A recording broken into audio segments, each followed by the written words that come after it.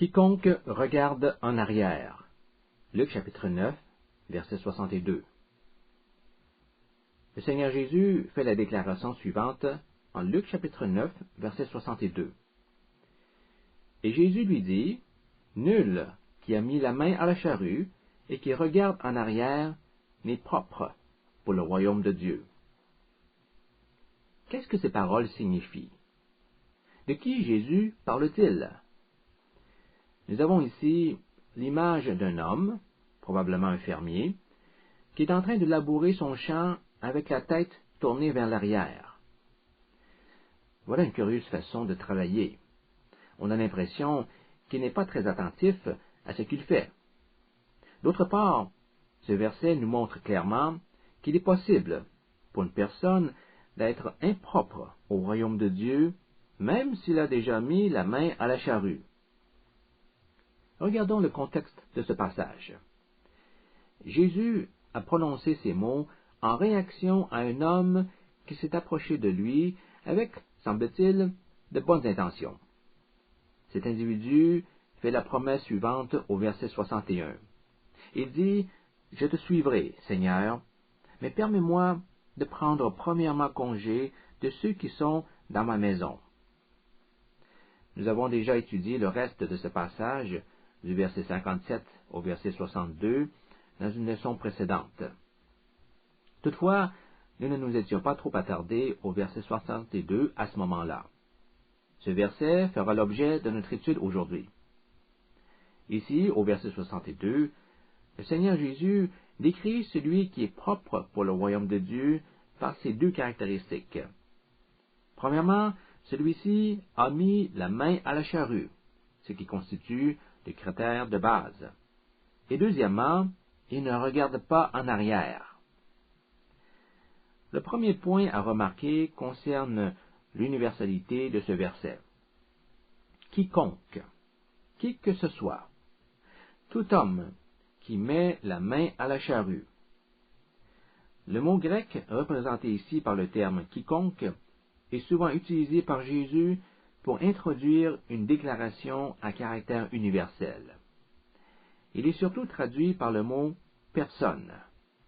Jésus affirme par exemple en Matthieu chapitre 11, verset 27, que personne ne connaît le Fils si ce n'est le Père. Il n'y a personne au monde qui connaît vraiment la personne de Christ. On retrouve la même généralité universelle en Luc chapitre 9, verset 62. Tout individu qui met sa main à la charrue, qu'il soit un pasteur, un missionnaire, un enseignant de l'école du dimanche, tout disciple du Christ, s'il met sa main à la charrue et regarde en arrière, celui-ci n'est pas propre pour le royaume de Dieu. Nous verrons plus loin la signification de l'expression « être impropre » pour le royaume de Dieu. Prenez maintenant note de ce deuxième point. Observez l'expression « mettre la main à la charrue ». Ces mots nous indiquent que le disciple du Christ a une tâche à accomplir. Pensons au travail du fermier. S'il met sa main à la charrue, c'est pour remplir une tâche. Il veut labourer sa terre. Vous savez, certains semblent croire qu'en devenant chrétiens, ils ont embrassé une religion dont ils peuvent se servir pour réconforter leur cœur. Le christianisme leur apporte ainsi le soutien moral et émotionnel qu'ils recherchent tant. Bien sûr, la parole de Dieu peut servir d'appui à ceux qui souffrent. Elle peut redonner de l'énergie à une âme affligée par l'adversité. Mais il ne s'agit pas là du point central du christianisme. L'appel de Dieu à l'égard du disciple est un appel à mettre la main à la charrue. Et pour quelle raison mettons la main à la charrue? Pour travailler la terre et la rendre cultivable. Donc l'action de mettre la main à la charrue correspond à servir les intérêts du Seigneur. Celui qui désire suivre Jésus doit savoir dès le début qu'un chrétien doit s'acquitter des obligations qui concernent le royaume de Dieu. En ce sens, il se met au service de Dieu. Il ne s'agit pas nécessairement de devenir un pasteur ou un missionnaire, ni d'exercer tout autre ministère à temps plein. Peu importe notre situation personnelle comme croyants, que nous soyons jeunes ou vieux spirituellement, Jésus nous demande de nous affairer aux tâches qu'il nous a confiées. Le croyant sincère ne vit pas dans l'oisiveté. Il sait que le fait d'appartenir à une Église ne fait pas automatiquement de lui un chrétien selon la définition de Jésus. C'est en mettant la main à la charrue qu'il démontre son association avec Christ. Il a une vie dynamique et ses intérêts sont centrés sur Dieu. Quiconque prend la décision de suivre Jésus accepte du même coup de consacrer totalement sa vie à Dieu, labourant sa terre. La notion de service derrière cette métaphore agricole se retrouve à plusieurs endroits dans le Nouveau Testament. Par exemple, en Luc chapitre 17, verset 7, le chrétien est représenté par un serviteur occupé à labourer. Qui de vous, ayant un serviteur qui laboure ou paie les troupeaux, lui dira quand il revient des champs, « Approche vite et mets-toi à table ». Le premier devoir du serviteur est d'obéir aux directives de son maître. C'est ce qu'indique l'image du serviteur qui laboure ou qui garde les bêtes. En 1 Corinthiens chapitre 3 verset 6, Paul dit « J'ai planté, Apollos a arrosé, mais Dieu a fait croître ». Par ces mots, Paul compare l'établissement d'une église à l'ensemencement d'un champ et à son arrosage. Chaque croyant est alors vu comme un serviteur exploitant la terre que Dieu lui a assignée. C'est l'interprétation qu'on doit donner à l'expression « mettre la main à la charrue ». Maintenant, l'action de mettre la main à la charrue comporte ses exigences, tout comme c'est le cas lorsqu'on devient chrétien. Tout d'abord, il faut une certaine compétence. Nous devons apprendre à manipuler la charrue correctement et diriger les animaux dans la bonne direction. Il est évident que le champ ne pourra pas être labouré si nous ne savons pas comment nous servir de la charrue. De la même façon, le chrétien doit apprendre à être utile à Dieu. Et la première chose qu'il doit faire est de se tourner vers sa parole. Il étudie les Écritures avec diligence, afin de savoir ce que Dieu attend de lui. En prenant connaissance de ses commandements, il sera en mesure d'apporter une valable contribution à son royaume. À cette époque, les charrues étaient tirées par des animaux, surtout par des bœufs. En 1 Roi chapitre 19, verset 19, nous apprenons qu'Élisée labourait une charrue tirée par 12 paires de bœufs. Imaginez toute la force que pouvait fournir un attelage composé de 24 bœufs. Sa charrue devait être énorme s'il avait besoin de toutes ces bêtes pour la tirer. Voyez-vous, le fermier n'a pas la force pour déplacer un outil aussi massif. C'est le travail des animaux. Sa tâche se limite à guider la charrue. Il en est de même pour le chrétien qui consacre son énergie à l'œuvre du Seigneur. Il ne fait rien de ses propres forces. C'est Dieu qui lui donne la puissance nécessaire. C'est Dieu qui fait croître, pour utiliser l'expression de Paul dans sa lettre aux Corinthiens. Notre responsabilité consiste à conduire diligemment la charrue dans la bonne direction. Ceci nous amène à définir plus précisément la tâche à laquelle chaque chrétien est appelé. Que représente exactement cette charrue que nous empoignons? Essayez d'imaginer dans votre tête une charrue en mouvement. Quelle forme a cet instrument? Quelle action fait-elle au sol? Dans sa forme élémentaire, cet outil est formé de 2 poutres. L'une d'elles fait le pont entre les 2 animaux, ou les 2 rangées d'animaux lorsqu'ils sont plus nombreux. L'autre est fixée perpendiculairement à la première et se termine par une lame métallique qui s'enfonce dans le sol. Donc, Une charrue est constituée essentiellement de deux poutres, maintenues ensemble de façon perpendiculaire. Vu du haut, le tout ressemble à une croix. Le Seigneur Jésus utilise ici un symbolisme pour montrer que l'action de mettre la main à la charrue a rapport avec le commandement de prendre sa croix. En mettant sa main à la charrue, c'est comme s'il mettait sa main à la croix et qu'il la portait à chaque jour. Par ce geste, il s'engage à mener une vie de sacrifice, renonçant à lui-même. En d'autres mots, Dieu nous appelle, en tant que chrétiens, à sacrifier notre vie pour le servir dans son royaume et à suivre Jésus jusque dans la mort. Si quelqu'un veut venir après moi, qu'il se renonce à soi-même et qu'il prenne sa croix chaque jour et me suive, car quiconque voudra sauver sa vie la perdra, et quiconque perdra sa vie pour l'amour de moi, celui-là la sauvera. Luc chapitre 9, versets 23 et 24. Quelle action la charrue fait-elle au sol? Elle retourne la terre et trace un sillon à la surface du sol. Que représente la terre, le champ que nous labourons ici? En Matthieu chapitre 13, verset 38, le Seigneur enseigne que le champ symbolise le monde. Le champ, c'est le monde. La bonne semence, ce sont les fils du royaume.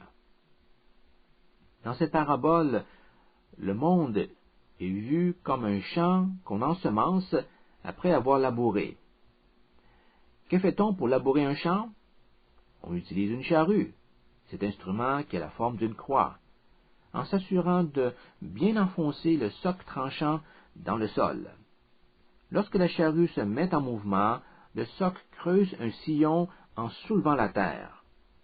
Après le passage de la charrue, la terre est alors mise sens dessus-dessous. Et c'est exactement de cette manière que la Bible décrit l'influence des apôtres sur le monde en Actes chapitre 17, verset 6. Ces gens qui ont soulevé le monde entier, criait-il, sont maintenant ici. Les premiers chrétiens ont bouleversé le monde. Ils ont, pour ainsi dire, mis le monde sens dessus-dessous. Lorsque nous nous appliquons à vivre la vie à laquelle Dieu nous appelle, nous allons aussi laisser des traces de notre passage dans le monde, des traces qui témoigneront de la gloire de Dieu. Nous bouleverserons le monde par une vie centrée sur la croix de Jésus. Il faut toutefois faire les choses dans le bon ordre. Si nous semons les graines avant d'avoir labouré, il est fort probable que la récolte ne sera pas très abondante, car les graines n'auront pas eu la possibilité de se développer. Les graines peuvent difficilement prendre racine dans un sol dur, mais en retournant la terre avec la charrue, nous ramollissons la surface du sol, ce qui crée un environnement propice à la croissance des graines. Le sol doit donc être labouré avant d'y répandre les graines.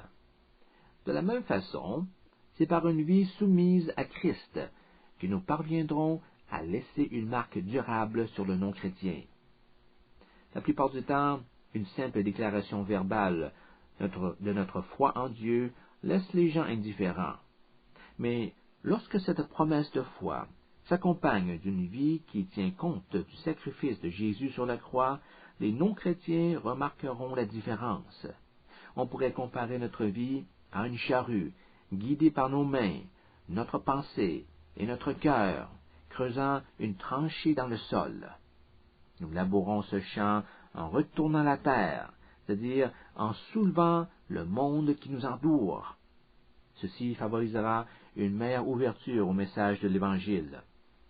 Les grains qu'on aura semés dans la vie de ces gens pourront prendre racine et se développer adéquatement si la terre a été préparée d'avance. Il est à noter que l'image d'un homme occupé à semer des graines est souvent utilisée dans la Bible en rapport avec la prédication. Paul exhorte Timothée à prêcher la parole de Dieu en temps et hors de temps. 2 Timothée chapitre 4, verset 2, c'est-à-dire durant la saison ou hors saison. Contrairement à l'activité agricole, la prédication de la bonne nouvelle est toujours de saison. C'est pourquoi les chrétiens devraient semer en toute saison, et pas seulement au printemps. Mais peu importe la saison, il faut d'abord labourer le champ. Notre vie devrait avoir l'effet d'une charrue qui laboure le cœur des incroyants, soulevant un sol dur et rocailleux. En ayant pris soin de préparer le terrain, nous espérons qu'ils seront plus réceptifs au message de la parole de Dieu. Par la suite, il ne restera qu'à pourvoir le sol de semences. Vous pourrez même y laisser quelques graines. Et qui sait, peut-être qu'un jour ces graines se développeront jusqu'à produire des fruits pour Dieu.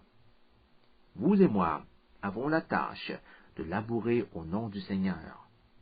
Le monde ne sera pas sauvé par notre éloquence.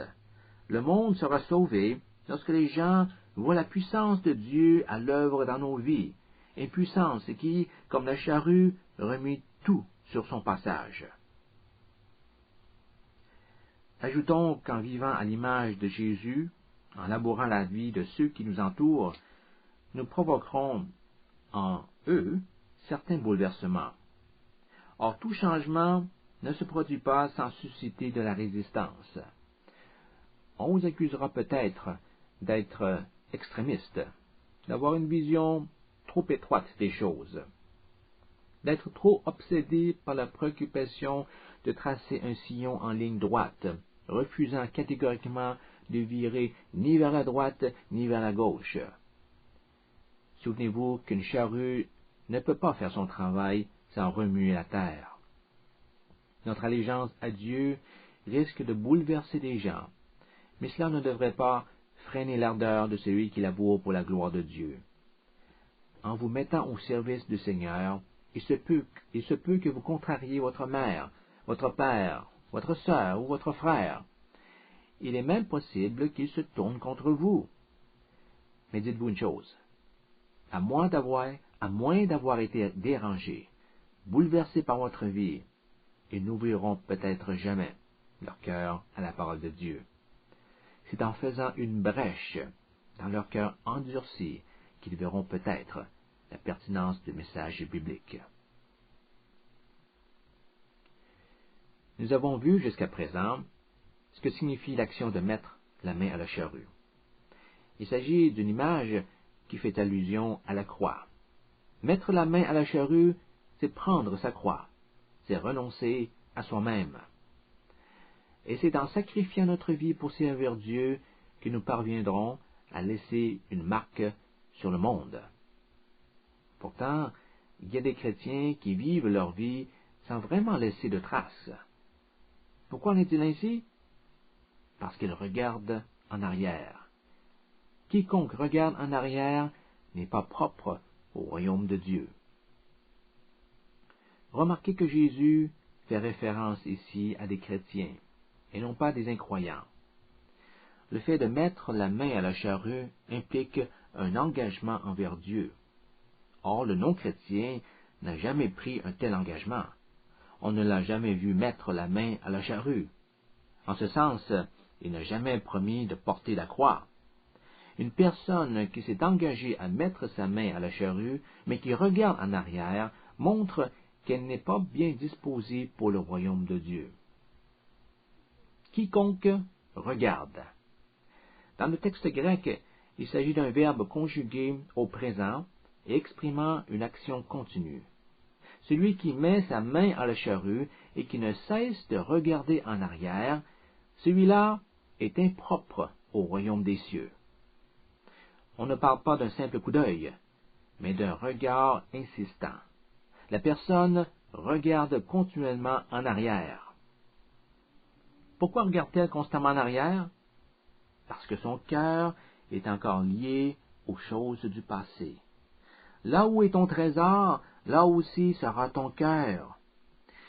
Pourquoi regarderait-on en arrière avec insistance s'il n'y a rien là-bas pour attirer nos regards? nous n'avons aucune raison de regarder vers l'arrière, à moins qu'il s'y trouve quelque chose qui suscite notre intérêt. Par la grâce de Dieu, les Israélites ont pu quitter l'Égypte, après de nombreuses années d'esclavage. Mais où se trouvait leur cœur après l'Exode? Encore en Égypte. Ils avaient physiquement quitté l'Égypte, mais leur cœur s'y trouvait encore. Ils se plaignaient sans cesse de n'avoir rien à manger dans le désert. Ils ne pouvaient pas s'empêcher de penser à la nourriture qu'ils avaient en Égypte. Là-bas au moins, se disait-il, nous avions de quoi nous mettre sous la dent. Même en étant libre, le peuple hébreu regardait encore en arrière, vers l'Égypte.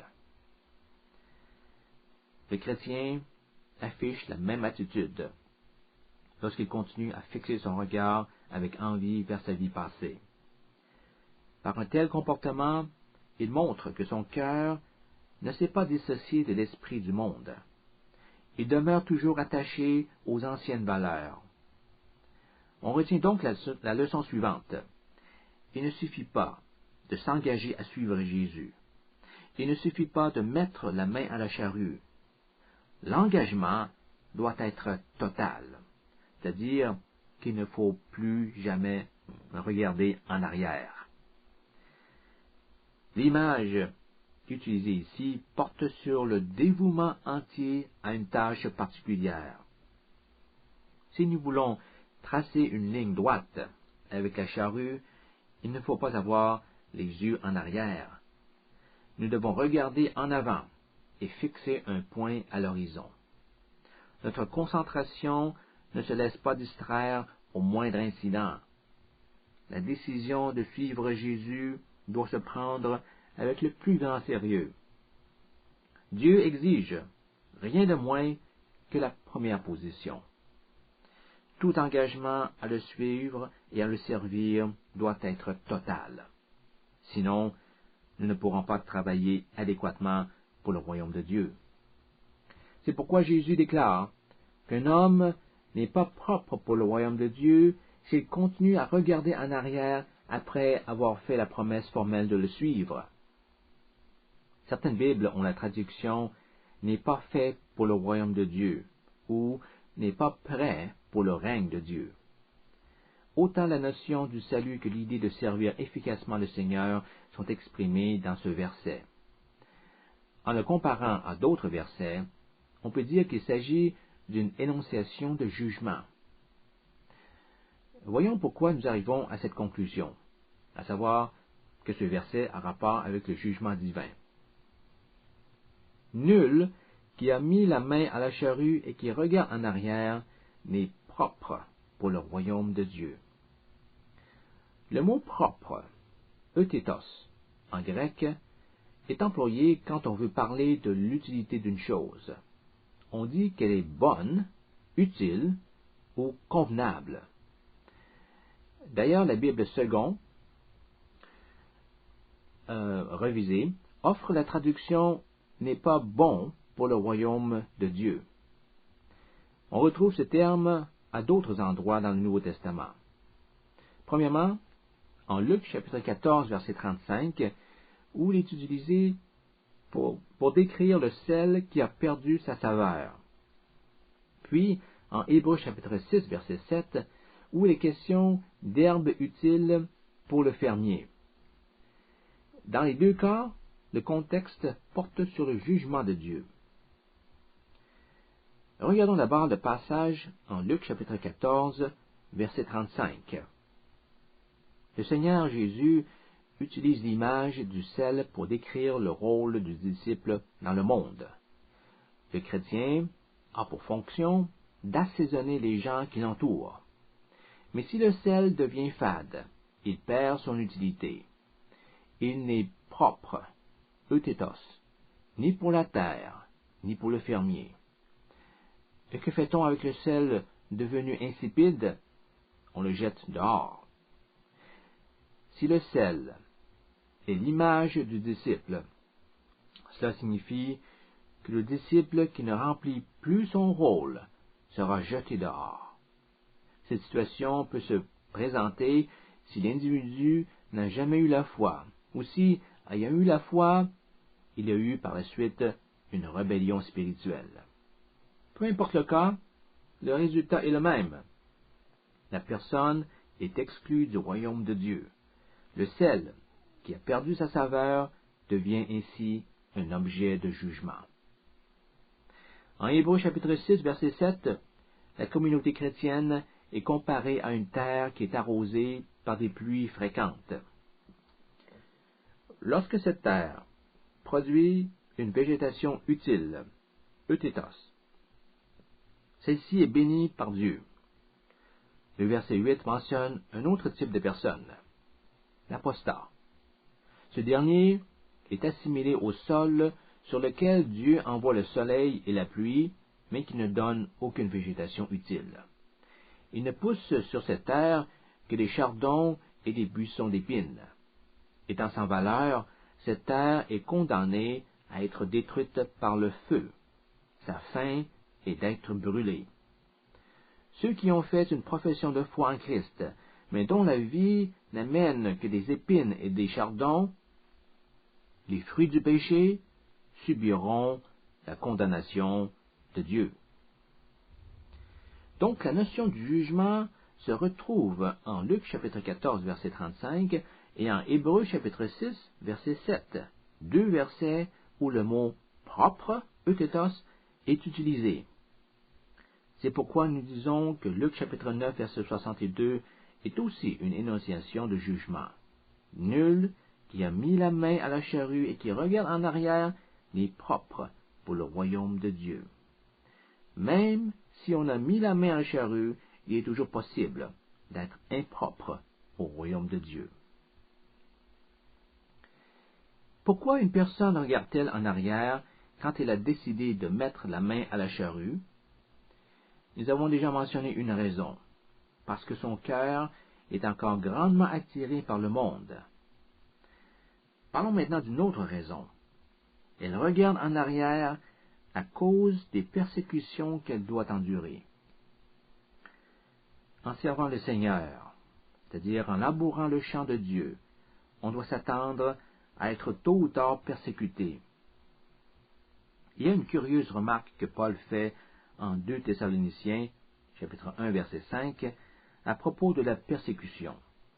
Il nous dit que la persécution est un signe manifeste du juste jugement de Dieu. Ce verset est d'intérêt pour nous, car il semble reprendre les paroles de Jésus que nous sommes en train d'étudier. Regardons ce passage. Au verset 4, Paul parle des épreuves que les croyants à Thessalonique ont dû supporter à cause de leur foi en Christ. Nous nous glorifions de vous, dans les assemblées de Dieu au sujet de votre patience et de votre foi dans toutes vos persécutions et dans les tribulations que vous supportez. Puis, au verset 5, il affirme que ces tribulations sont une démonstration du juste jugement de Dieu. Voyez-vous, les souffrances des Thessaloniciens sont une preuve du jugement à venir. Même si les méchants ne reçoivent pas ce qu'ils méritent, même si les justes souffrent, un futur jugement interviendra, parce que Dieu est juste. Écoutez maintenant ce que Paul dit par la suite. Lesquels sont une démonstration du juste jugement de Dieu, pour que vous soyez estimés dignes du royaume de Dieu, pour lequel aussi vous souffrez. Pour que vous soyez estimés dignes du royaume de Dieu, ou encore pour que vous soyez jugés propres au royaume de Dieu. Nous retrouvons ici la même idée. Être digne du royaume a la même signification qu'être propre au royaume. Leurs souffrances ont pour rôle de les purifier, de prouver leur dignité, de prouver qu'ils sont propres au royaume de Dieu. Il ne faudrait toutefois pas conclure qu'en souffrant héroïquement pour Dieu, cela nous permet d'entrer dans son royaume. Nul n'est sauvé par la persévérance de sa foi. Les Thessaloniciens n'auraient jamais pu faire preuve d'une telle foi dans leur souffrance pour Christ s'ils n'avaient pas été soutenus par la puissance de Dieu. Personne n'est digne du royaume de Dieu à cause de ses qualités personnelles. Par contre, votre ténacité dans la foi, malgré toutes les souffrances qui vous affligent, montre que vous possédez les qualités spirituelles que l'on retrouve chez les citoyens du royaume de Dieu. Lorsque nous souffrons pour le nom de Jésus dans la patience et la foi, en faisant honneur à son nom, nous prouvons que nous avons en nous les qualités morales qui font de nous des citoyens dignes de son royaume. En ce sens, nous sommes estimés propres au royaume de Dieu. Cette affirmation contient implicitement un principe spirituel qu'il faut bien saisir. Un chrétien ne peut pas dire « Par la grâce de Dieu, j'ai reçu son pardon. Je suis maintenant libre de me comporter comme cela me plaît. Ne me force pas à changer, si j'en ai pas envie. » Celui qui fait profession de devenir chrétien, mais qui ne vit pas selon l'enseignement de la parole de Dieu, montre qu'il n'est pas digne de la vie éternelle. Il y a en effet un lien inséparable entre le pardon divin et notre conduite. Ayant obtenu la justification, une conduite appropriée doit obligatoirement s'en suivre. Si notre comportement ne ressemble pas à celui qui caractérise l'homme nouveau, alors il faudra reconnaître que nous sommes probablement impropres au royaume de Dieu. Une telle situation se retrouve dans le récit de la parabole du serviteur impitoyable, en Matthieu chapitre 18, versets 21 à 35. Le maître avait pardonné son serviteur en effaçant son énorme dette. Il s'attendait maintenant à ce que le serviteur se montre tout aussi miséricordieux envers ses créanciers. Plus tard, sa conduite révéla toutefois le contraire. Il refusa de pardonner une petite dette que lui devait un compagnon, montrant ainsi qu'il n'était pas propre au royaume de Dieu. Même en bénéficiant d'une remise de dette énorme, il n'a pas voulu par la suite remettre une dette minime. On le confie alors à la garde d'un geôlier jusqu'à ce que sa dette initiale soit épongée. Qui donc est propre au royaume de Dieu? Le disciple qui s'est totalement consacré à Dieu. Et celui dont l'engagement est entier ne pense pas à regarder en arrière. Ayant mis la main à la charrue, il ne contemple plus jamais la vie qu'il menait avant de rencontrer Jésus. Il se dit, comme Paul, « J'ai décidé de contribuer à l'œuvre du Seigneur. Les yeux fixant Jésus, je m'élance maintenant vers le prix de la course que Dieu nous appelle à recevoir. Peu importe les difficultés rencontrées, il n'est pas question pour moi de regarder en arrière. » Le Seigneur Jésus s'attend à trouver un tel niveau d'engagement chez tout disciple qui promet de le suivre.